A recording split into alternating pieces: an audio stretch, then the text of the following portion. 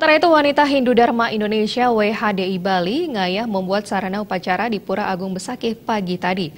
Kegiatan ini untuk membantu kelancaran proses upacara Ide Betara Turun KB di Pura Agung Besakih yang akan segera berlangsung.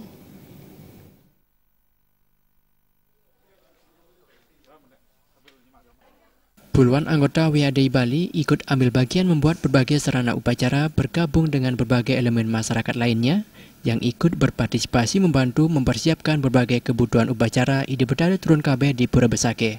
Para ibu-ibu ini membuat berbagai sarana upacara seperti jajan upacara, meja jahitan, membuat sarana banten, dan lainnya.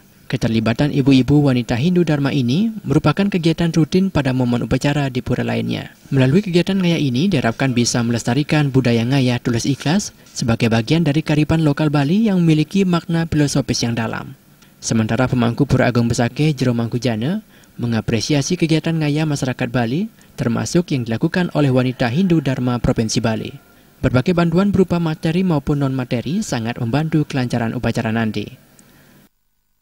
Apakah dengan cara ngayah, baik itu dari walen, seke, kemudian lembaga, kantor, perorangan, dan sebagainya. Jadi persiapan ini betul-betul didukung oleh umat dan ada koordinasi. Jadi kami diberitahu bahwa untuk ikut ngayah tanggal sekian ditentukan berapa orang, kemudian pekerjaan atau ayah-ayah apa yang harus kami siapkan.